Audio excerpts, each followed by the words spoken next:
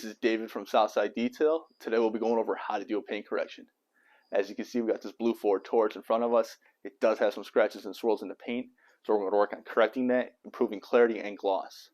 We got a section of the hood masked off, so we can get you some nice 50-50 before and afters.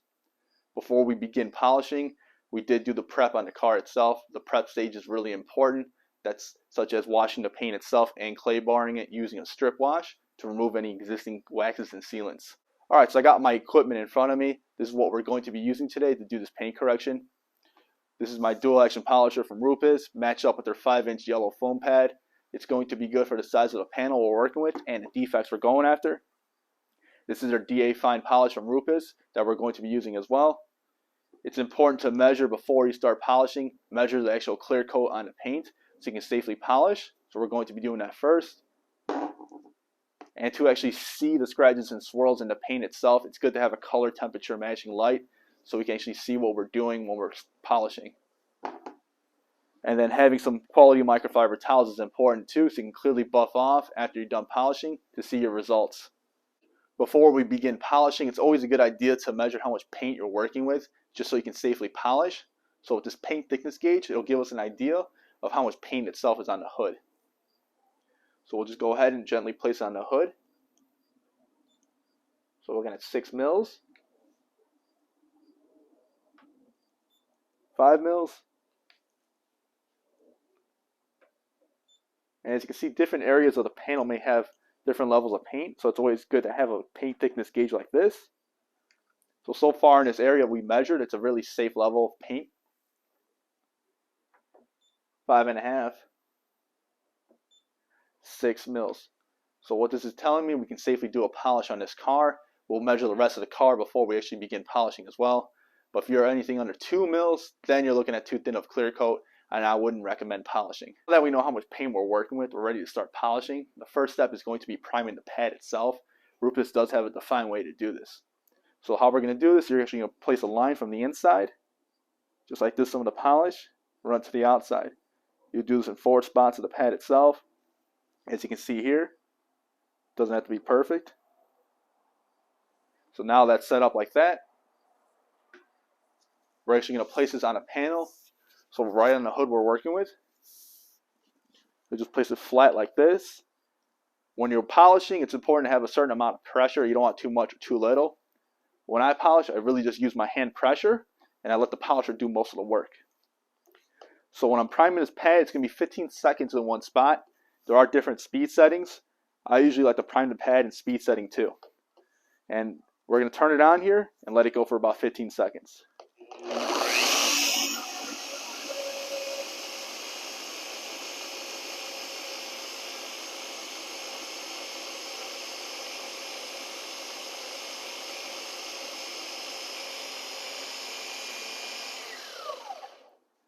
Alright, so now we see we do got our section here that we're working with the polish. That's fine. We can wipe that off. We're going to be polishing this section anyways. But as you can see, the polish is evenly spread or distributed from the pad. So now we can safely start polishing.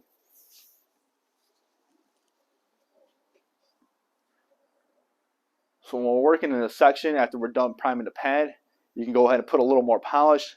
After this initial step, you don't need to put a lot of polish, just about 2 pea-sized drops. That's what I usually do after each section I'm working with. Just place a few dots. We're ready to go. We can still use this polish that's on the hood. It's important to have the cord over your shoulder so you're not bumping into anything on the car and creating more scratches. Alright, so I'm going to be working in about a 2 foot by 2 foot area so I can get an even correction. When you go too big of a space, you're getting less correction. You may get more done, but you can get less correction. And in the case of this car, we want more correction and knock out those swirls. So I'm going to be working this section as you see here. I like to blot the actual pad on the paint itself, so it's not slinging everywhere around me. And we still got some remaining polish when we originally primed the pad, which is fine. So about this section is a good section to work with. So when I start polishing, I'm going to go to speed setting 4. That's usually what I go about. It's not too fast, so you're not hydroplaning the pad itself, and you're going to be getting good correction. Again, I use just about hand pressure. I'm not going too hard or putting too much pressure on the pad itself. When you're polishing, you want to make sure the actual backing plate is always rotating. So I did put these marks. You can do this at home. So I'm always watching and making sure these are spinning, so I know I'm getting correction. If it's not spinning, you're getting pad stall, and you're not getting as good of a level of correction. So I'm going to do 3 section passes in crosshatch patterns, like you're almost cutting the grass. So as I do this, you can watch and see how my technique is.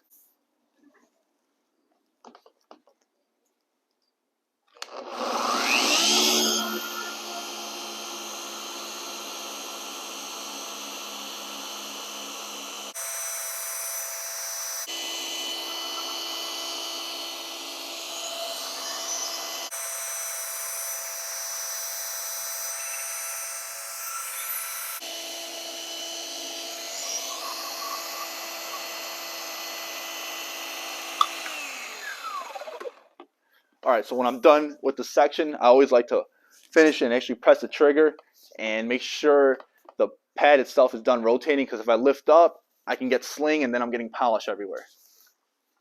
So now you see our lines. That means we're done in that section. You can see where I worked. Grab your microfiber towel itself. I like to fold it in 4s, and we'll just gently wipe off our residue or our polish. And then we can check our results and see how it looks.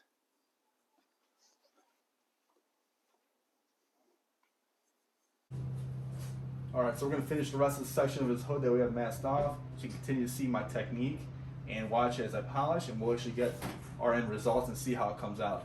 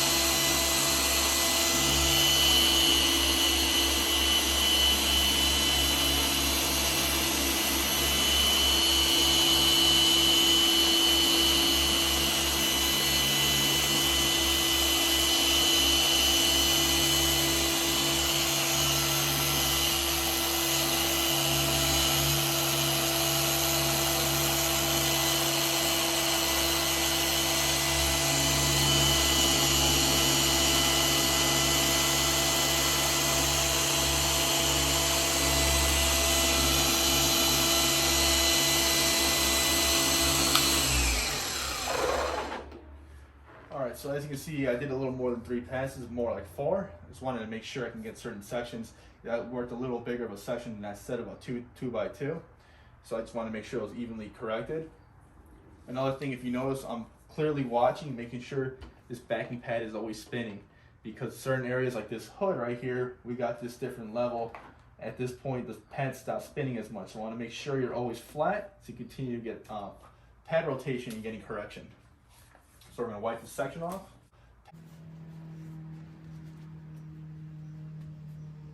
And I'm going to finish up with this bottom section here.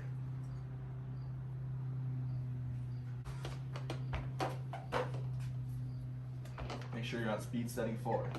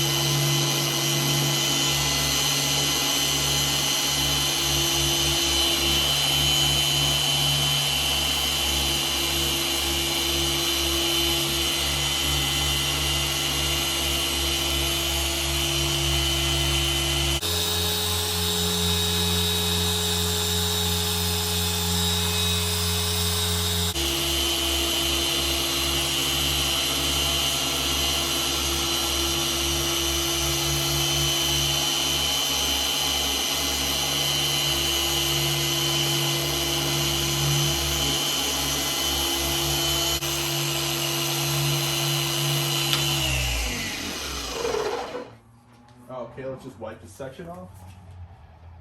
It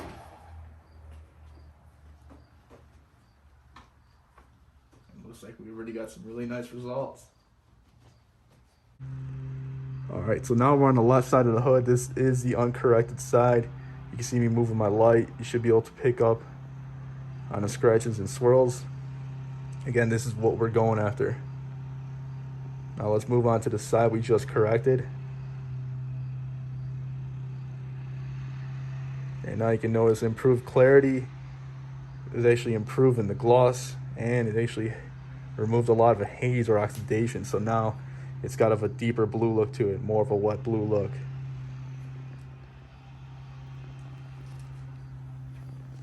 Yeah, take a look. So even just standing far away, you should be able to pick it up from this side it's not corrected, and the side that we just corrected itself. Now that you saw the results we got today, you can continue that same combination of pad, polish, and technique on the rest of the car and get the results you saw. Let me know what you thought. I'll put the products in the description below. Like, comment, or subscribe. Thank you.